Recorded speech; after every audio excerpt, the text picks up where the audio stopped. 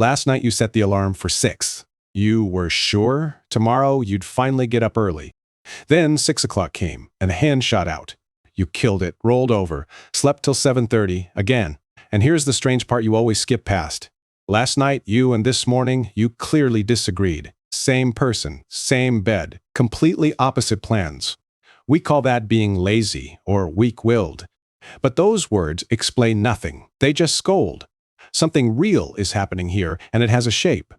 Think about the last time you booked a dentist. Weeks out, it felt easy. Sure, Thursday, fine. Then Thursday arrived, and it felt like a mugging. Nothing changed about the appointment, only the distance.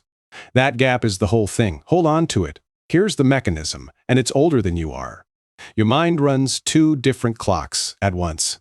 One clock cares about right now, loudly. The other cares about later, in a whisper. And later gets quieter the further out it sits.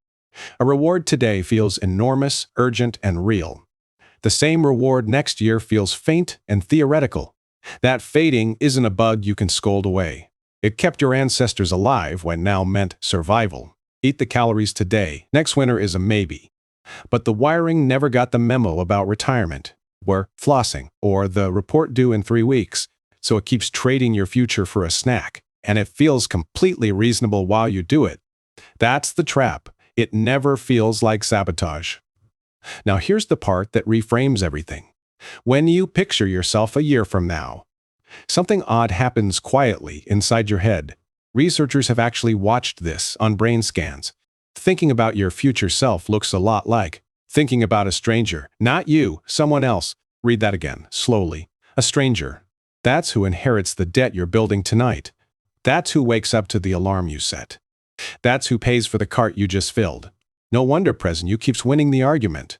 You're not one person making a plan. You're one person writing a check. Some near stranger has to cash at 6 a.m. And you sign generously because present you never pays.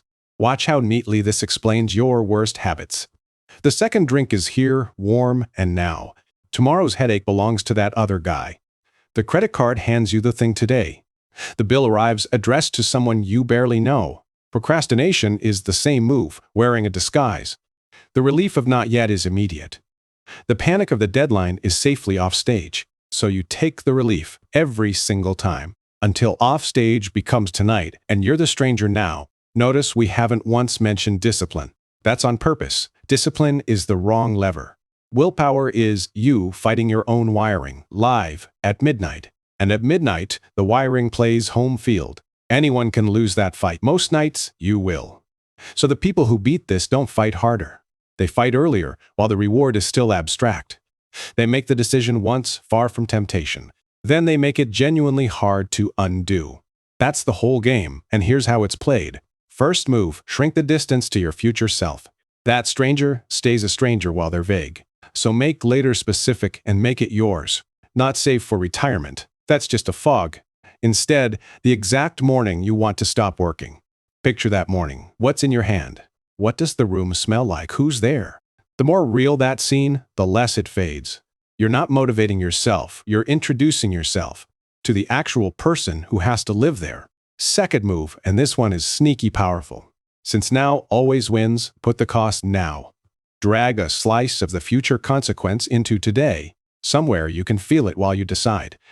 This is why a workout buddy beats an app. Skip the gym alone and nothing happens tonight. Skip on a friend who's waiting, and that stings now. You didn't get more disciplined. You moved the bill. The cost stopped being the stranger's problem. It became yours tonight with a face attached. Same trick shows up everywhere once you see it. Tell people your goal, and quitting costs face. Put money on the line you'd hate to lose. Set it up so the easy path is the good one. You're not resisting the pull, you're redirecting it. And here's the reframe worth stealing forever. Stop trying to become a stronger person at midnight. Start designing a world where weak, you can't lose much. Assume you'll be tired, tempted, and human. You will. Then build the choice so tired you still wins. That's the move present you can actually make tonight. Present you is powerful. It's just badly short-sighted. So use that power while it's on your side. Point the I want it now at a setup, one your future self will quietly thank you for. Here's the smallest version you can try today. Pick one promise you keep breaking to yourself. Just one. The alarm, the run, the saving.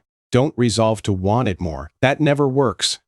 Instead, change one thing about the setup, right now.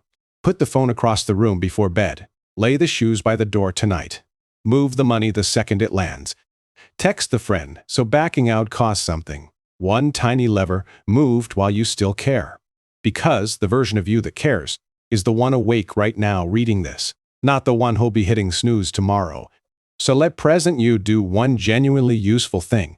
Tie tomorrow's hands while they're still yours to tie. If this made the whole pattern click into place, a like tells the channel to keep making these. That's it, back to the point. You were never lazy. You were outvoted. Outvoted by a version of you that only lives here. And now you know how that vote gets rigged. You can't delete the pull of right now, but you can decide in advance what it grabs. Set the trap tonight while you're the one who cares. Tomorrow, let the stranger wake up to a win. That's not discipline. That's just good aim. Now go move one thing across the room.